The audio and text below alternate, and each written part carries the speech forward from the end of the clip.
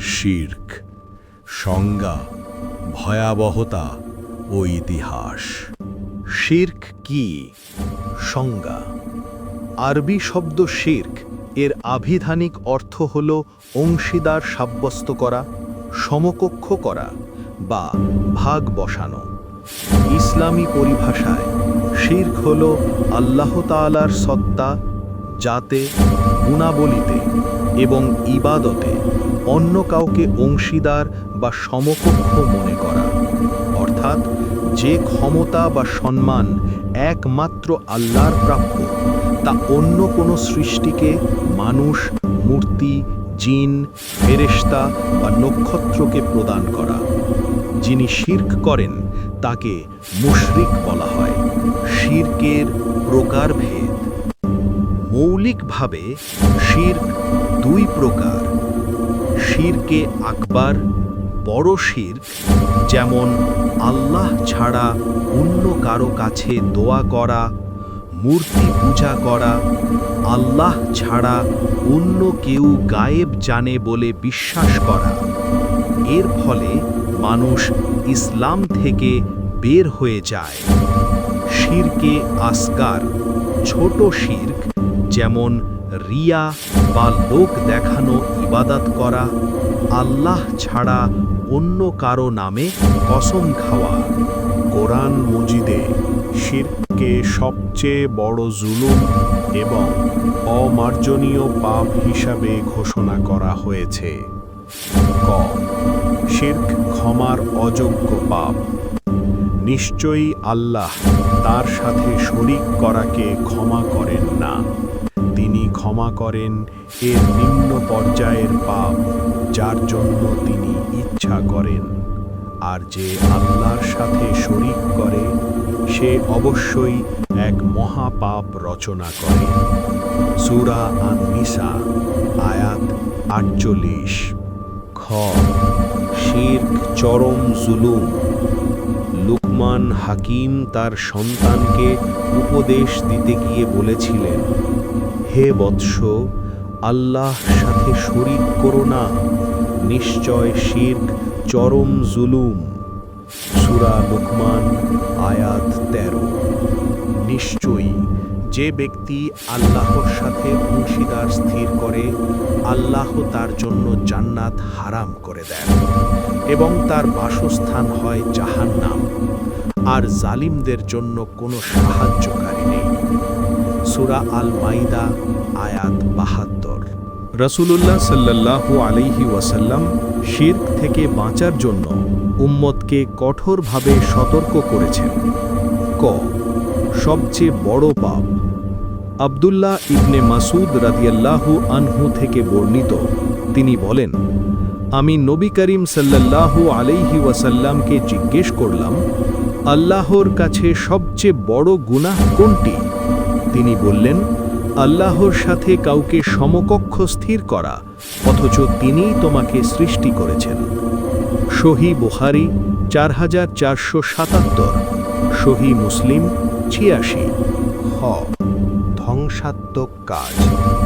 রাসূলুল্লাহ সাল্লাল্লাহু আলাইহি ওয়াসাল্লাম বলেছেন, তোমরা ৭টি ধ্বংসাত্মক কাজ থেকে বেঁচে থাকো। সাহাবীগণ জিজ্ঞেস করলেন, হে আল্লাহর রাসূল, সেগুলো কি? তিনি বললেন, ১. আল্লাহর সাথে শিরক করা। সহিহ বুখারী ২৭৬৬ নম্বর হাদিস।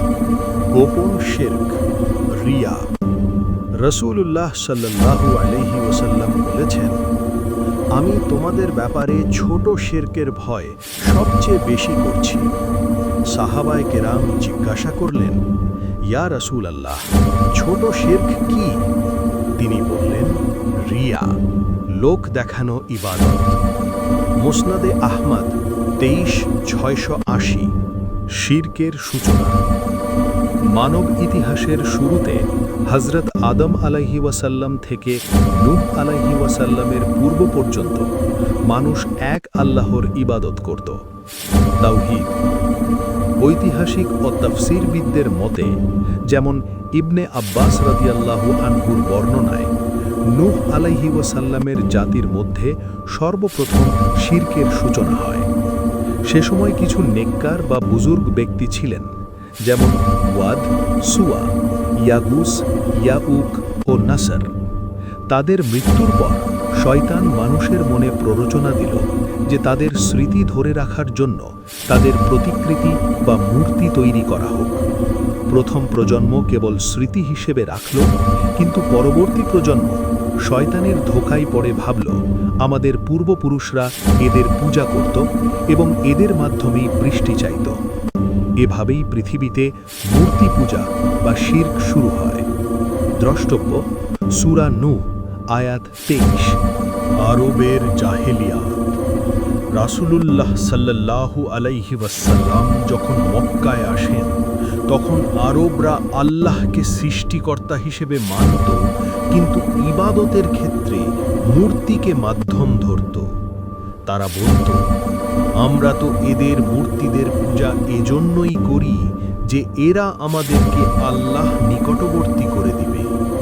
সূরা আজ-জুমার আয়াত 3। মক্কা বিজয়ের সময় কাবা ঘরে ৩৬০টি মূর্তি ছিল, যা রাসূলুল্লাহ সাল্লাল্লাহু আলাইহি ওয়াসাল্লাম ভেঙে চুরমার করে দেন এবং তাওহীদ পুনঃপ্রতিষ্ঠিত করেন। রাসূলুল্লাহ সাল্লাল্লাহু আলাইহি ওয়াসাল্লাম শিরক থেকে বাঁচার জন্য এই দোয়াটি বেশি বেশি পড়তে বলেছেন। উচ্চারণ: আল্লাহুম্মা ইন্নী আউযু বিকা আন উশরিকা বিকা ওয়া আনা আলাম ওয়া আস্তাগফিরুকা লিমা লা আলাম। অর্থ: হে আল্লাহ, আমি জেনে শুনে তোমার সাথে শিরক করা থেকে তোমার নিকট আশ্রয় চাই এবং না জেনে শিরক করে ফেললে তার জন্য ক্ষমা চাই। মুসনাদে আহমদ। শিরক হলো এমন এক অপরাধ যা মানুষের সমস্ত নেক আমলকে ধ্বংস করে দেয়। ইসলামের মূল ভিত্তি হল লা ইলাহা ইল্লাল্লাহ, অর্থাৎ আল্লাহ ছাড়া কোনো সত্য বা মাবুদ নেই। তাই একজন মুমিনের প্রধান দায়িত্ব হল তাওহীদকে আঁকড়ে ধরা এবং সকল প্রকার প্রকাশ্য ও গোপন শিরক থেকে নিজেকে মুক্ত রাখা।